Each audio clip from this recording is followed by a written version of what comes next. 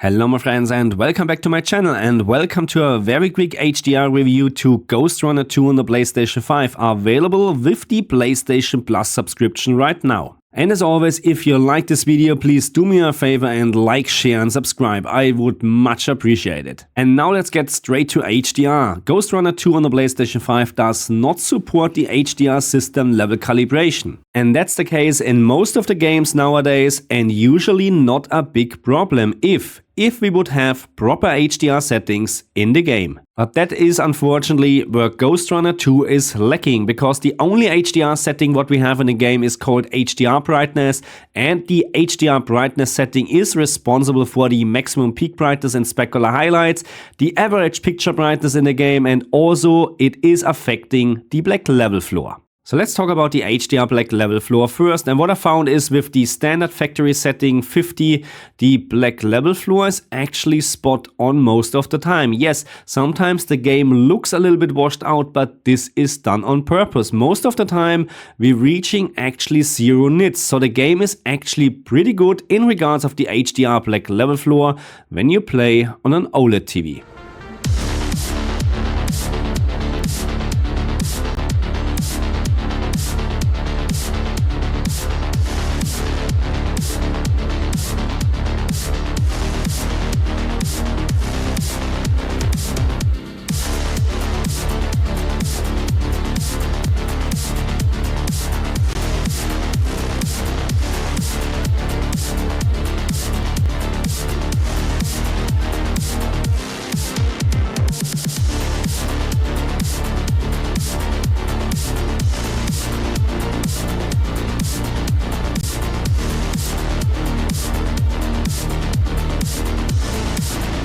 And even you start to increase the HDR brightness setting because you like it a little bit brighter, the HDR black level floor is still pretty good. Even with setting 100, very few objects are still capable of reaching 0 nits.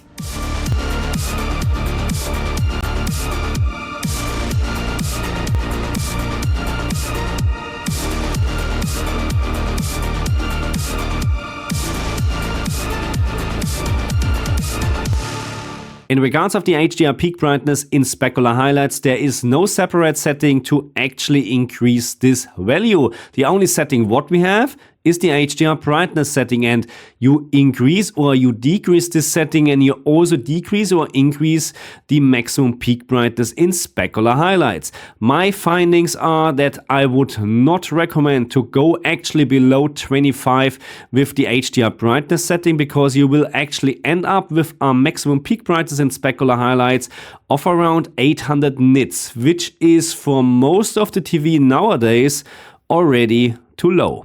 And before we now talking about my recommended settings, let's talk about HDR colors. And as in many other games, most of the time we're talking about SDR colors, but we have some DCI-P3 and also BT2020 colors. But in general, most of the time SDR colors, but the game still looks very colorful. And now let's talk about my recommended settings for this game, and it is not very simple to recommend actually a proper value, because every single TV screen monitor out there is slightly different. The only recommendation what I have right now is actually stick between 25 and 75, because below 25% you lose a lot of maximum peak brightness in specular highlights, and above 75% the game looks very washed out.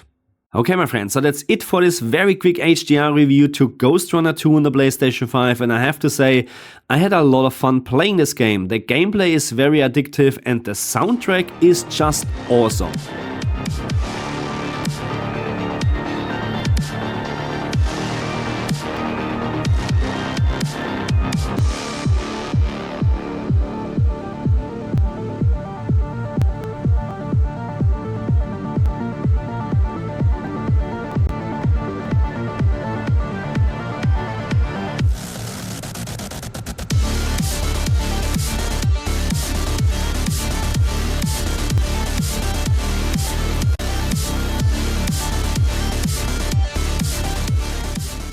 In regards of the visual and graphical quality, the game is actually okay. I played the whole time in the performance 60 FPS mode, and you can choose between a quality, performance and high frame rate mode. And if there's a very high demand, I'm more than happy to do a very quick performance review to Ghostrunner 2. Just let me know in the comment section if I should do that. And that's it for now. I say thank you very much for watching me. Please don't forget to like, share and subscribe. Thank you very much, and I'll see you guys later. Bye.